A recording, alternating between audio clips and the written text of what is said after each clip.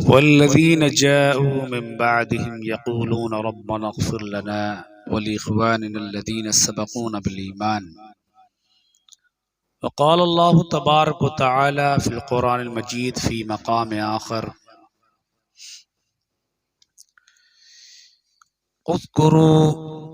فاذكروا آلاء الله لعلكم تفلحون صدق اللہ مولانا العظیم۔ جسے مل گیا کملی والے کا دامن اسے دو جہاں کا خزانہ ملا ہے، بھلا باغ جنت کو وہ کیا کرے گا مدینے میں جس کو ٹھکانہ ملا ہے۔ کسی کو زمانے کی دولت ملی ہے، کسی کو جہاں کی حکومت ملی ہے، ہم اپنے مقدر پہ قربان جائیں، ہمیں یار کا آستانہ ملا ہے۔ آئیے کچھ عرض و معروض سے قبل بارگاہ رسالت مآب صلی اللہ علیہ وسلم میں نذران عقیدت پیش کر لیں۔ اللہم صلی علی سیدنا و مولانا محمد بارک وسلم، صلاۃ و سلام علیک یا رسول اللہ صلی اللہ تعالی وسلم۔ غفلت کے اس دور میں اور دین اور تعلیمات دین کی سے دوری کے اس دور میں، سخت سردی میں، اگر آج اس بزم کا انعقاد کیا گیا اور ہم نے اور آپ نے شرکتیں کی تو یہ رب تبارک و تعالیٰ کے فضل و کرم کے بغیر نہیں ہو سکتا کہ ایسی سردی میں اللہ و رسول کے ذکر کے لیے حاضر آئے۔ نبی آخر الزمان صلی اللہ علیہ وآلہ وسلم نے اپنے صحابہ سے ارشاد فرمایا، اے میرے صحابہ، جب تم جنت کے باغ میں جایا کرو تو وہاں سے کچھ چن لیا کرو، اپنی خوراک لے لیا کرو۔ صحابہ نے عرض کی، وَمَا رِيَاضُ الْجَنَّةِ یا رسول اللہ صلی اللہ علیہ وسلم، یہ جنت کے باغیچے کیا ہیں کہ ہم جنت کے باغ میں جائیں تو وہاں سے چن لیا کریں، خوراک لے لیا کریں؟ یہ جنت کے باغ کیا ہیں؟ نبی علیہ السلام فرماتے ہیں، مجالس الذکر وفی روایتین مجالس العلماء۔ فرمایا کہ اللہ اور رسول کی ذکر کی مجلس ہی جنت کے باغوں میں سے ایک باغ ہے۔ علماء کی محفل خود جنت کے باغوں میں سے ایک باغ ہے۔ گویا آج ہم صرف اس گھر میں نہیں بیٹھے بلکہ اس حدیث کی روشنی میں ہم جنت کے باغوں میں سے ایک باغ میں بیٹھے ہیں، اور اس حدیث کی روشنی میں اور اس برکت اور کرم والی مجلس کا حال یہ ہے کہ آج تو یہاں ہے، اگر اس کو اٹھا کر جنگل میں اگر ہم منعقد کر دیں تو وہ جنگل کا حصہ جہاں یہ منعقد ہو وہ بھی رب کے فضل و کرم سے جنت کے باغوں میں سے ایک باغ بن جائے گی۔ تو آج ہم جنت کے باغ میں ہیں۔ آج اس محفل کا جو اصل مقصد ہے کہ اللہ تبارک و تعالی کا ذکر کیا جائے، اس کے محبوب کا ذکر کیا جائے، اور اس ذکر کے ضمن میں تعلیمات اسلام کو سن کر کے اپنانے کی کوشش کی جائے، اور پھر اپنی بخشش کا، اپنی مغفرت کا سامان بھی مہیا کیا جائے۔ یہ محفل ایسی محفل ہے جس کے بارے میں صوفیاء کرام فرماتے ہیں کہ جب کوئی محفل اللہ اور رسول کے ذکر سے منسوب ہو کر منعقد کر دی جاتی ہے تو پھر رب کو حیا آتی ہے کہ میرے محبوب کا نام لے کر محفل کا ذکر کیا گیا، منعقد کی گئی، اور پھر آنے والے لوگ بخشے نہ جائیں۔ یہ رب کی رحمت کو گوارا نہیں ہے کہ آنے والے لوگ یہ مغفور اور سب مغفرت یافتہ ہو جاتے ہیں، لیکن دراصل معاملہ یہ ہے کہ بخشش تو ہمیں جلدی مل جاتی ہے لیکن ہم اسے محفوظ نہیں کر پاتے، ہم بچا نہیں پاتے۔ بخشش تو ہمیں ملے گی کہ بندہ اس محفل میں جو آ جائے اسے بخشش کا پروانہ مل جائے، لیکن حضرات اگر ہم جا کر عشاء نہ پڑھے تو پھر بخشش بچے گی نہیں۔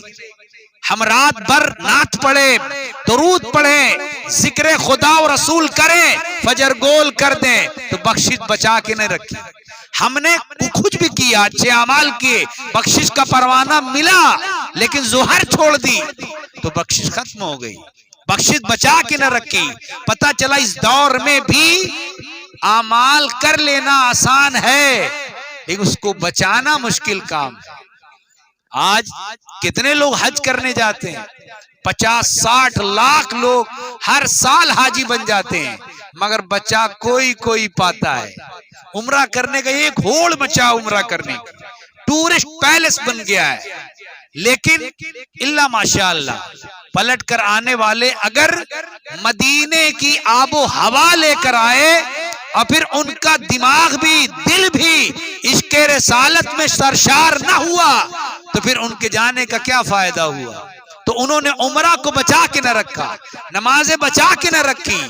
حضرات حدیث پاک میں آتا ہے کہ جب میدان محشر میں کچھ لوگوں کے اعمال نامے کھولے جائیں گے تو جو لوگوں کے سامنے کھولے جائیں گے تو وہ دیکھیں گے کہ ان کے اعمال نامے تو ڈیلیٹ ہو گئے، بلینک ہے، کچھ بھی نہیں لکھا ہوگا، حالانکہ انہوں نے روزے رکھے، حج کیے، زکوٰۃ دیے، صدقات کیے، نمازیں پڑھی، خیرات کیے۔ حیرت زدہ ہوں گے، تعجب سے عرض کریں گے مولا تعالی ہم نے نمازیں پڑھی، زکوٰۃ دیا، حج کیا اور صدقات کیے، خیرات کیے، اچھے کام کیے، مولا اس میں تو کچھ نہیں لکھا ہے، یہ تو بالکل بلینک ہے، سادہ ہے، کچھ ہے ہی نہیں۔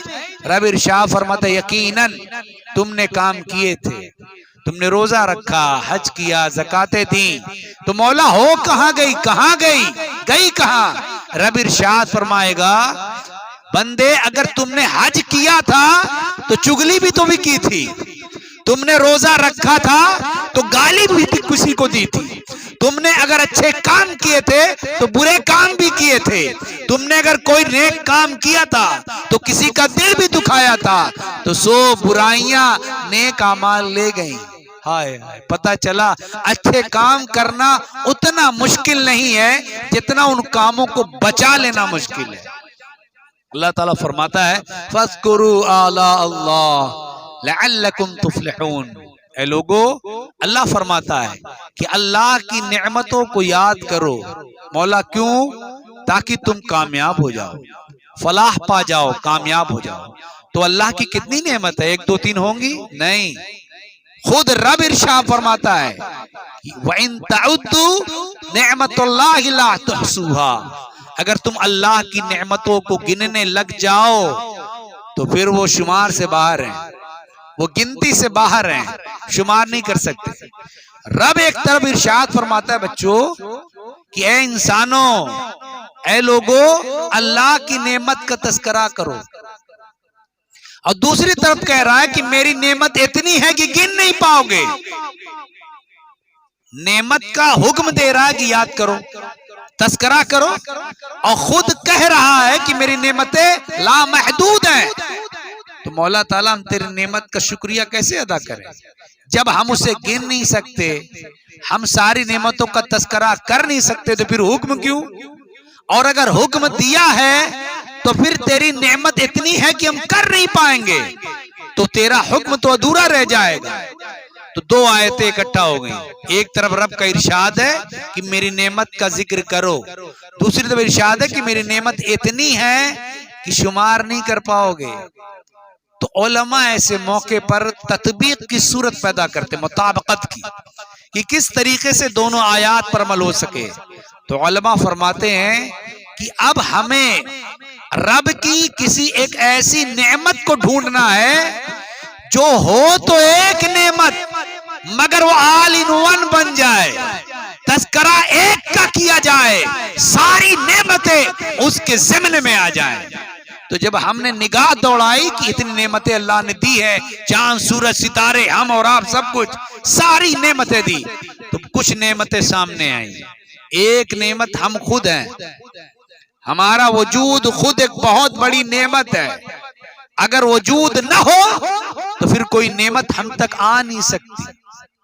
بھئی آپ نہ ہوں گے تو آپ کھانا پائیں گے، پانی پائیں گے، آب و ہوا پائیں گے، دھوپ پائیں گے، کچھ نہیں پائیں گے. خود ہمارا وجود ایک بہت بڑی نعمت ہے. کہ ہم نہ ہو تو نعمت ہم تک پہنچے گی نہیں. ایک چیز.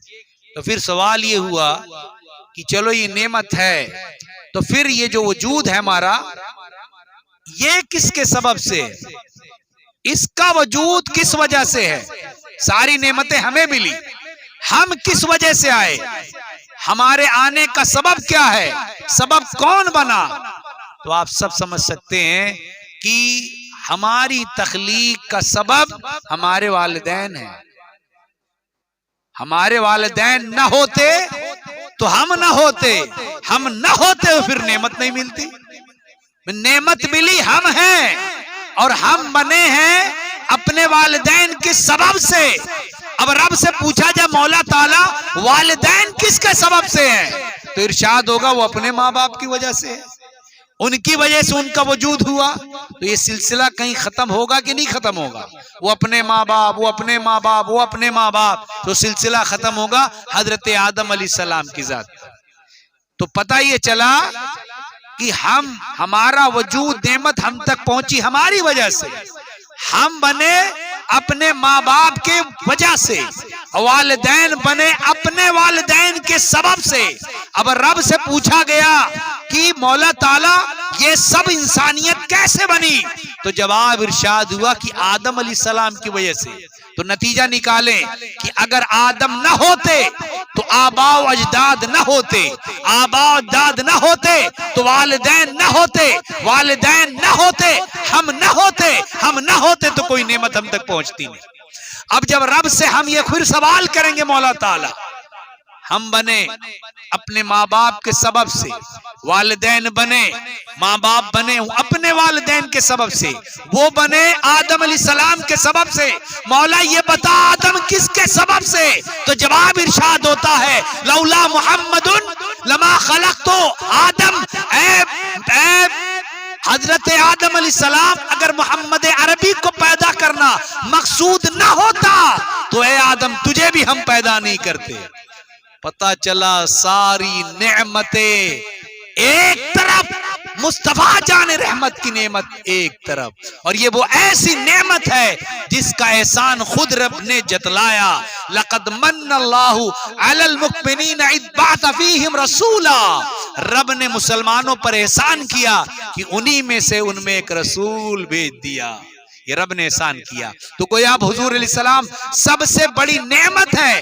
اگر ان کا تذکرہ کر دیا جائے تو آل ان ون ہو جائے گا. تذکرہ ایک ایسے ذات کا کریں گے ان کے ضمن میں ساری نعمتوں کا تذکرہ ہوگا. جب آدم علیہ السلام کی تخلیق ہوئی تو آدم علیہ السلام کے بعد قرآن خود کہتا ہے خلق منہا زوجہا وبث منہما رجالا کثیرا. اللہ تعالیٰ نے حضرت آدم علیہ السلام کی پشت سے، پسلی سے حضرت حوا سلام اللہ علیہ کی تخلیق فرمائی. جب حضرت حوا کی تخلیق ہوئی، پیدائش ہوئی، تو آدم علیہ السلام کے علاوہ کوئی تو تھا نہیں، کوئی تھا نہیں انسانوں میں. تو آدم علیہ السلام نے اپنی جیسی ناک، کان، چہرہ وغیرہ جب دیکھا کہ انسان کو، تو ان کی طرف آگے بڑھنے لگے اور ان کو چھونا چاہا. تو رب تبارک و تعالیٰ نے ارشاد فرمایا آدم یہ تجھ پر حرام ہے اس وقت تک جب تک تم اس کا مہر ادا نہ کر دو. رب تعالیٰ سے عرض کی مولا تعالیٰ یہ مہر کیا ہے اور یہ مہر کیسے ادا کیا جا سکتا ہے؟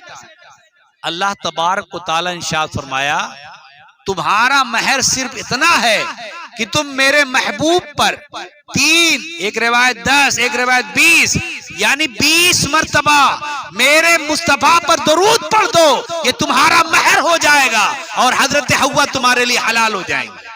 حضرات ذرا غور کرو کہ مہر کس کا حق ہے. اور مائل ہونا، مائل کے بارے میں بتا دے، یہ اصول ہے الجنس یمیل الی الجنس، جنس جنس کی طرف مائل ہوتی ہے. آپ جنگل میں ہو نا، جنگل میں انسان انس سے بنا، انس سے. آپ جنگل میں تنہا جا رہے ہو، کوئی انسان مل جانا تو آپ کو بڑی تسلی ہوگی. رات کو 2 بجے نکلیں کتے ہی کتے ہوں لیکن ایک آدمی بھی دکھائی دینا تو آپ کو تسلی ہو جائے گی. یہ اللہ تعالیٰ نے فطرت میں رکھا ہے انسیت. اور پھر کھچاؤ بھی ادھر ہوتا ہے. حضرت علی رضی اللہ تعالیٰ عنہ اپنے دربار میں تشریف فرماتے. ایک شخص آیا, عرض کی اے امیر المؤمنین, غضب کی بات یہ ہے ابھی بہت بڑی درگھٹنا اور واقعہ حادثہ ہو سکتا ہے, کیا بات ہے؟ کہنے لگا حضرت ایک دم چھت ہے اور چھت پہ ریلنگ نہیں ہے, چھت کے کنارے پر میرا لڑکا چلا گیا ہے, چھوٹا ہے 1.5-2 سال کا. اگر مجھے معلوم ہے اگر اس لڑکے کو بلاؤں گا تو واپس جائے گا اور گر جائے گا چھت سے. چھت کے بالکل کنارے پر ہے اور ڈر ہے کہ اسے بلاؤں اور پکڑنے جاؤں تو آگے بڑھ کے بھاگ جائے گا, گر جائے گا, کچھ بھی ہو سکتا ہے. کچھ فرمائیں, ارشاد فرمائیں کیا کیا جائے. آپ نے ارشاد فرمایا ایک کام کرو کہ اسی عمر کا ایک لڑکا اس کے پاس بٹھا دو, اسی عمر کا ایک لڑکا اور بٹھا دو, جب اسے دیکھے گا پلٹ کر واپس چلا آئے گا. لوگوں نے اسی شکل کا مطلب اسی عمر کا اٹھا کر کے اس کے پاس بٹھایا. جب اس لڑکے نے دیکھا پلٹ کر کے کہ میرے جیسا ہے تو اس کی طرف مائل ہو گیا. اسی لیے علماء فرماتے کہ الجنس یمیل الی الجنس, جنس جنس کی طرف مائل ہوتی ہے. تو آدم علیہ السلام جب مائل ہوئے تو 10 یا 20 مرتبہ حضور علیہ السلام پر درود پڑھا. اب ذرا غور کرو, جو لوگ نعرہ لگاتے ہیں کہ آدم علیہ السلام سب سے پہلے آدم علیہ السلام کی تخلیق ہوئی, قلم کی ہوئی, فلاں چیز کی ہوئی, چلو ٹھیک ہے. اگر کوئی آدم سے پہلے نہیں تھا تو درود کس پر پڑھوایا جا رہا تھا؟ کس پر درود پڑھوایا گیا؟ ظاہر سی بات ہے وہ ذات موجود تھی, فرشتہ تھا نہ آدم تھے نہ ظاہر تھا, خدا پہلے بنے ساری خدائی سے محمد مصطفیٰ پہلے صلی اللہ علیہ وسلم. حضرات تو اب میں عرض کرنا چاہتا ہوں مہر جو ہوتا مہر یہ خالص عورت کا حق ہے, خالص عورت کا حق ہوتا ہے مہر. میں کہنا چاہوں گا کیونکہ تقریر سے زیادہ میں چاہتا ہوں یہاں درس ہو جائے, کچھ تدریس ہو جائے. مہر کے بارے میں ہمارے نوجوان, کچھ بوڑھے لوگ بھی, کچھ ٹائی لگانے والے بھی, بوٹ شوٹ میں رہنے والے لوگ بھی مہر کے بارے میں بہت بڑے مغالطے کے شکار ہیں. بھائی ظاہر سی بات ہے جو جس سے پوچھے گا, جس لائن میں جو ماسٹر ہوتا ہے اسی سے پوچھنا چاہیے. اگر یہ بلب شارٹ ہو جائے تو پلمبر کو بلائیں گے, فیوز اڑ جائے تو پلمبر نہیں آئے گا, الیکٹریشین آئے گا. اسی طریقے سے آپ کو بیماری ہے تو آپ ظاہر سی بات ہے کسی انجینئر کے پاس نہیں جائیں گے, ڈاکٹر کے پاس جائیں گے. اور اس طرح کی اگر ڈیزائن وغیرہ کی بات ہے تو انجینئر کے پاس جائیں گے. الغرض اسی طریقے سے دین کے مسائل میں علماء سے رابطہ قائم کرنا چاہیے, اہل علم کی طرف پڑھنا چاہیے. لیکن نوجوان کیا کرتا ہے کہ ایسے موقع پر اپنے دوست سے پوچھ لیتا ہے کہ مہر کا کیا مسئلہ ہے, تو وہ اس کو وہی آتا ہے جو وہی بتا دیتا ہے, ریپیٹ کر دیتا ہے. وہ کہتا ہے کچھ نہیں, ایسا کام کرو نا, جانا اور کہہ دینا مجھے معاف کر دو, استغفر اللہ, کہ میری مہر معاف کر دو. وہ کہہ دے گی ہاں. اور کچھ لوگ کہتے ہیں بھائی مہر تو صرف باندھنا ہوتا ہے, دینے کے لیے توڑو ہے, اور قرآن دینے کی بات کہہ رہا ہے. تو جب آدمی پڑھا نہیں ہوتا ہے, سمجھا نہیں ہوتا ہے, تو یہ مغالطہ اس کے ذہن میں بھر جاتا ہے اور پھر وہ نسل بعد نسل چلتا رہتا ہے. مہر کے بارے میں یہ ہے کہ مہر کو دینا چاہیے. قرآن نے, اسلام نے یہ کہا ہے کہ اور مرد کو چاہیے کہ اپنی عورت کو مہر دے. اگر نہیں دے سکتا کچھ تاخیر سے دے دے, کچھ دن کے بعد دے دے, مگر ارادہ رکھے اور دینے کی کوشش کرے. تو مہر عورت کا خالص حق ہے. اب ذرا غور کرو, حضرت آدم علیہ السلام جب آگے بڑھے, رب نے فرمایا مہر ادا کرو, تو درود حضرت آدم علیہ السلام نے پڑھا.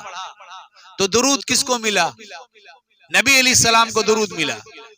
اور حضرت آدم علیہ السلام کو درود پڑھنے کے بدلے میں حضرت حوا ملی. اب مجھے بتاؤ حضرت حوا کو کیا ملا؟ حضرت حوا کا تو حق تھا, ان کو کیا ملا؟ آدم علیہ السلام کو حوا ملی, مصطفیٰ کو درود ملا, حضرت حوا کو کیا ملا؟ تو صوفیہ فرماتے ہیں لوگوں سنو, آدم علیہ السلام کو درود پڑھنے کے بدلے میں حضرت حوا ملی, اور حضرت نبی علیہ السلام کو درود ملا, اور حضرت حوا کو ان سب کے بدلے میں نور خدا ملا ہے. نور مصطفیٰ ملا، اور نور مصطفیٰ حضرت حوا سلام اللہ علیہ کے بطن اطہر میں گئے حضرات، اور پھر وہ سلسلہ چلا۔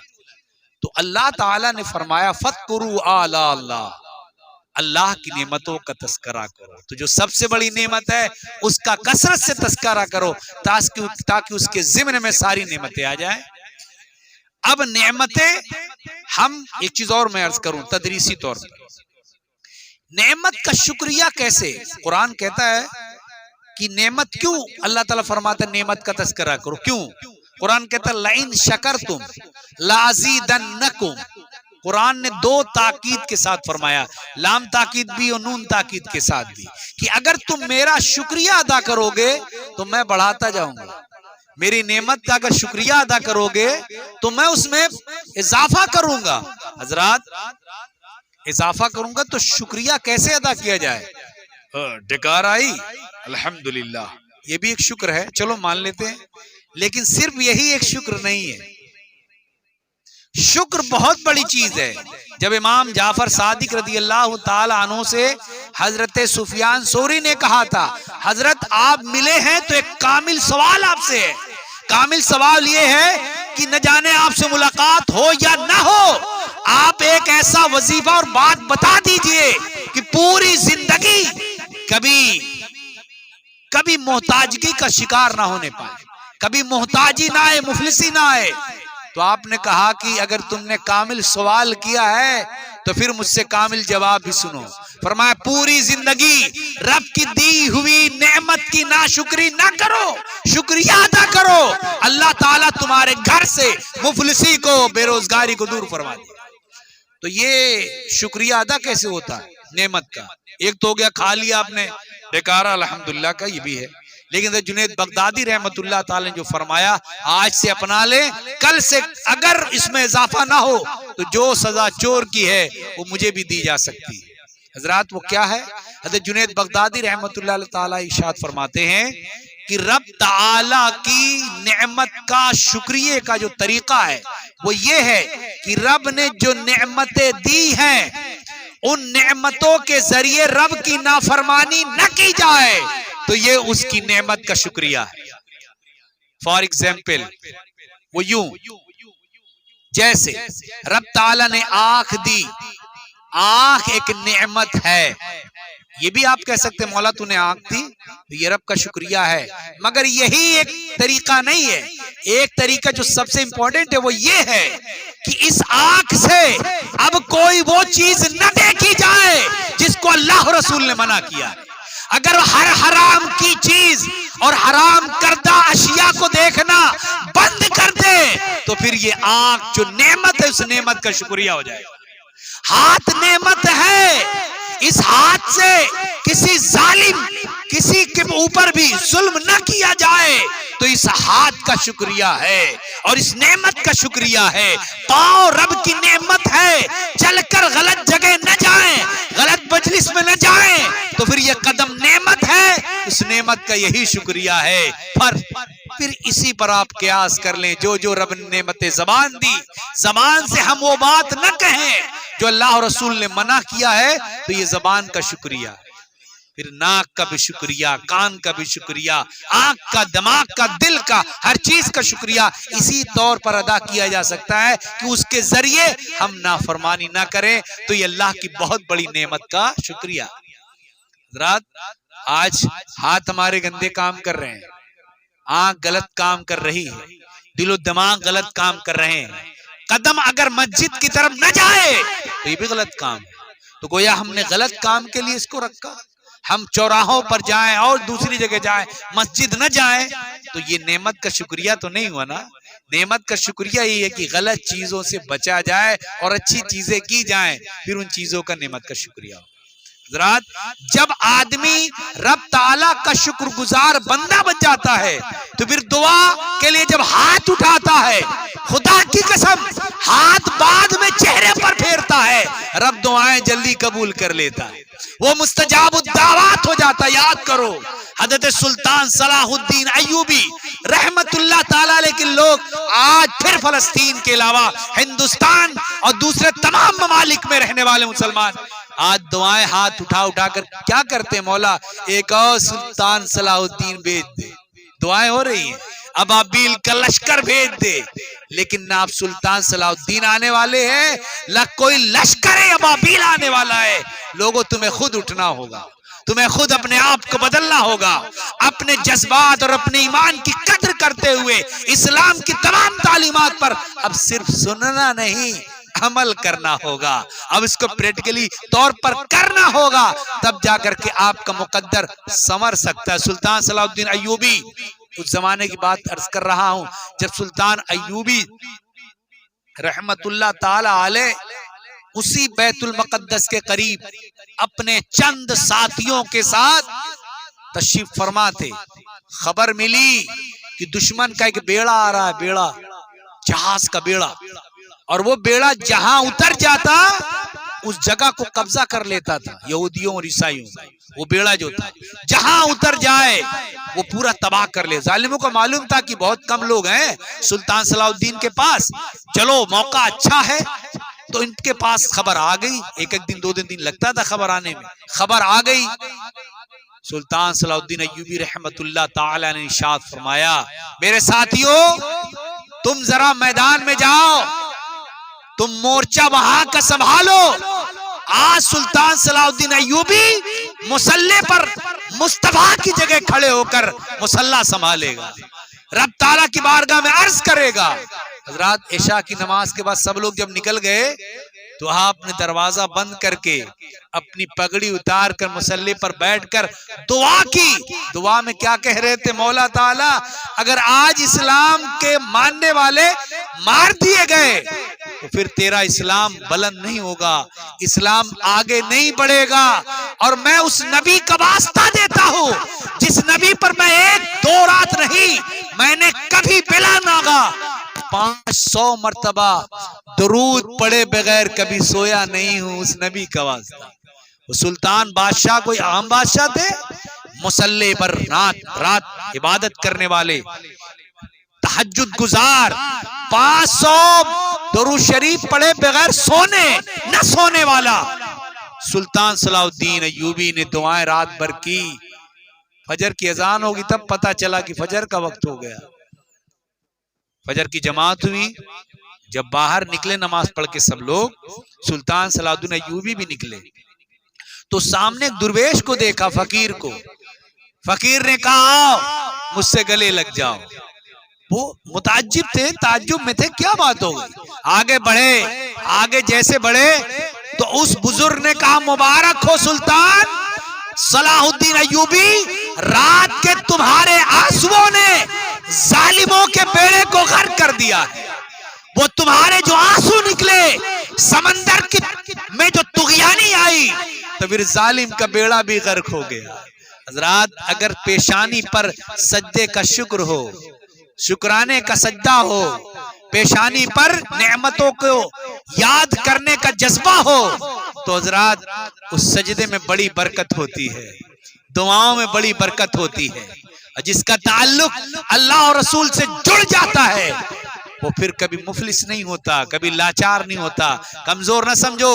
1976 میں جب ہندوستان، ظاہر سی بات ہے وہ تو 47 کی بات ہے بٹوارے کی، مگر 1976 کی بات ہے جب پاکستان میں وہاں کی حکومت نے اعلان کیا تھا لوگوں اس بار گیہوں کی فصل کم ہوئی ہے، جو لوگ روٹیاں 2 کھاتے ہیں وہ 1 کھائیں، جو 1 کھاتے ہیں وہ کچھ اور کھائیں، اس لیے کہ اب گورنمنٹ کے کوٹے میں اب گیہوں نہیں ہے، اب آٹا نہیں ہے۔ یہ اعلان ہو گیا پورے پاکستان میں کہ اب آٹا اس سیزن میں نہیں مل پائے گا، مگر اللہ کے ولی پیر مہر علی شاہ رحمت اللہ علیہ کے گھرانے سے ان کے صاحبزادے نے اعلان کیا کہ جس کو بھی گورنمنٹ کے کوٹے سے آٹا نہ ملے وہ مہر علی کے گھر آ کر کے آٹا لے جائے۔ لوگوں نے کہا حضرت آپ نے اعلان کر دیا، پاکستان کسی گاؤں کا نام نہیں ہے، وہ نورنگ آباد نہیں ہے، زائد آباد نہیں ہے، وہ پورے ملک کا نام ہے پاکستان۔ ارے لوگ چل پڑے تو کیا ہوگا؟ کہا پاکستان کی گورنمنٹ کا تعلق امریکہ سے ہے، لیکن اپنا تعلق کہیں اور سے نہیں، مدینے کے مصطفیٰ سے ہے، مدینے والے مصطفیٰ سے ہمارا تعلق ہے۔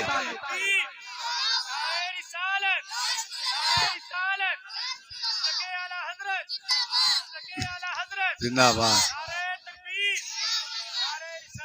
تو جس کی پیشانیوں میں سجدے کا شکر ہو وہ کبھی پیچھے نہیں ہٹتا، وہ ساری چیزیں رب تبارک و تعالیٰ کی مخلوق کے لیے لٹا دیتا ہے، اس کی دعاؤں میں اثر ہوتا ہے۔ حضرات ایک اور آیت میں نے پڑھی آج کے حوالے سے، آج لوگ سعودیہ جا جا کے بہت مفتی بن کے آتے ہیں، ایک سال جائیں گے بکری چرانے اور آئیں گے امام صاحب کو ٹوکنے لگیں گے کہ یہاں والی حدیث دکھاؤ، آمین دھیرے سے کہتے اس والی حدیث دکھائیے، ایسے کھڑے ہوتے ہو دکھائیے، اپنے 4 انچ بلکہ 4 ہاتھ دونوں ٹانگوں کو پھیلا کر کے تڑکول کی طرح اور ہاتھ جو باندھتے ہیں، اور پھر بہت سے فتوے دیتے ہیں۔ ان میں ایک فتویٰ یہ بھی ہوتا ہے کہ یہ ایصال ثواب کیا ہوتا ہے، یہ پڑھیں تم، پڑھو تم، ثواب ان کو مل جائے، یہ سوال ہوتا ہے۔ حضرات میں عرض کرنا چاہتا ہوں، وقت کی قلت ہے لیکن میں عرض کروں گا تاکہ آپ کو پتا چلے، 4 جگہ یہ حدیث میں عرض کروں گا، بخاری میں 2 جگہ، مسلم شریف میں 2 جگہ، اور چاروں حدیثیں حضرت اما عائشہ صدیقہ رضی اللہ تعالیٰ سے روایت ہے۔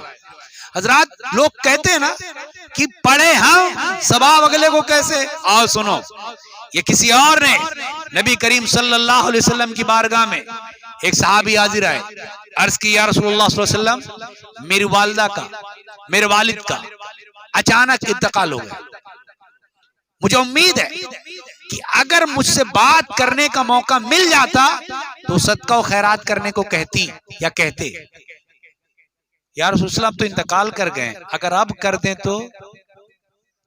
یہ وہی سوال ہے جو آج کے منکرین انصال ثواب کرتے ہیں، لیکن یہاں سوال کسی اور کا نہیں، آج کے لوگوں کا نہیں، یہ سوال صحابی رسول کا تھا اور جواب آمنہ کے پھول کا ہے۔ نبی علیہ السلام ارشاد فرماتے ہیں مرنے والا مر چکا، لیکن اگر اس کے اہل، اس کے گھر والے اس کی طرف سے کوئی صدقہ و خیرات کر دے تو اللہ تبارک و تعالیٰ کے کرم کا حال یہ ہے، وہ نہ صرف یہ کہ ان کو ثواب عطا کرے گا، جو دیں گے اسے بھی اللہ تعالیٰ ثواب سے مالا مال کرے گا۔ بخاری مسلم صحاح ستہ کی متفق علیہ حدیث میں نے آپ کے سامنے پیش کی۔ تو ذرا پتہ چلا کہ ایصال ثواب کرنا، وہ چاہے بدنی طور پر ہو، وہ بدنی ہو، چاہے مالی ہو، چاہے عبادت مرکبہ ہو، مالی اور بدنی دونوں، وہ دونوں ہر طریقے سے یہ قرآن و حدیث سے ثابت ہے۔ اور میں ان سے بتا دینا چاہتا ہوں، آپ بھی کہیے گا، ہمارا عقیدہ کسی ملک پر نہیں ہے، ہمارا عقیدہ کسی چین، نیپال، ہندوستان، پاکستان پر نہیں ہے، ہمارا حدیث، ہمارا جو عقیدہ ہے وہ کل بھی سنت و قرآن تھا، آج بھی سنت و قرآن۔ تم کہتے تو فلاں جگہ نہیں ہوتا تو ہم کیا کریں، نہیں ہوتا، نہیں کرتے وہ جانے، وہ تو سلام تک نہیں پھیرتے، وہ تو دعا تک نہیں کرتے، تو ہم کیا کریں؟ یہ تو لکھا ہوا ہے قرآن میں، فَإِذَا فَرَغْتَ فَانصَبْ وَإِلَىٰ رَبِّكَ فَارْغَب، تفسیر پڑھیے تو پتا چلے گا کہ نمازوں کے بعد دعا کرنا چاہیے کہ نہیں کرنا چاہیے۔ حضرات تو آپ بالکل بے فکر ہو کر کے ایصال ثواب کریے۔ قرآن نے کہا وَالَّذِينَ جَاءُوا مِن بَعْدِهِمْ يَقُولُونَ رَبَّنَا اغْفِرْ لَنَا وَلِإِخْوَانِنَا الَّذِينَ سَبَقُونَا بِالْإِيمَانِ، اور وہ جو لوگ بعد میں آتے ہیں کہتے ہیں ہمارے رب ہماری بھی مغفرت فرما دے اور ان کی بھی مغفرت فرما جو ایمان کے ساتھ رخصت ہو گئے ہیں۔ یہ دعا کا طریقہ قرآن سکھا رہا ہے، اور ہم نے خود دعا کی کھڑے ہو کر میت کے بعد۔ صفحہ نمبر 107 پر ابن ماجہ کی حدیث ہے، 107 پر حضرت ابو ہریرہ کہتے ہیں سمعت رسول اللہ صلی اللہ علیہ وسلم یقول فَإِذَا صَلَّيْتُمْ عَلَى الْمَيِّتِ فَأَخْلِصُوا لَهُ الدُّعَاءَ، فرماتا میں نے اپنے کانوں سے سنا حضور فرماتے تھے کیا کہ جب تم میت پر نماز پڑھ لو تو خاص طور پر اس کے لیے دعا کیا کرو، خاص طور پر دعا کیا کرو۔ اب ہمارے علماء نے کہا کہ ایسا ہے جب حضور نے مطلق فرمایا ہے تو ظاہر سی بات ہے مطلق ہر قید سے پاک ہوتا ہے، لہذا آپ کوئی تیسرے دن کر لے تو بھی اس حدیث کی حساب سے جائے، کوئی 10ویں دن کر لے تو بھی جائے، کوئی 40ویں دن کر لے وہ بھی جائے، 20ویں دن 30ویں دن، 1 سال کے بعد 10 سال کے بعد جب جی چاہے کر لے، کیونکہ مصطفیٰ فرماتے ہیں جب نماز پڑھ لو تو خاص طور پر اس کے لیے دعا کیا کرو، ہماری مرضی ہم 10 پہ کریں چاہے 20 پہ کریں۔ حضرات تو یہ تو قرآن ہمیں حدیث سکھا رہی ہے، نبی کریم صلی اللہ علیہ وسلم کی حدیث ہے، ترمذی شریف کی حدیث میں آیا، نبی کریم علیہ السلام نہ صرف یہ کہ گزرنے والے امتیوں، قیامت تک آنے والے امتیوں کی طرف سے آپ اصالہ ثواب کرتے تھے۔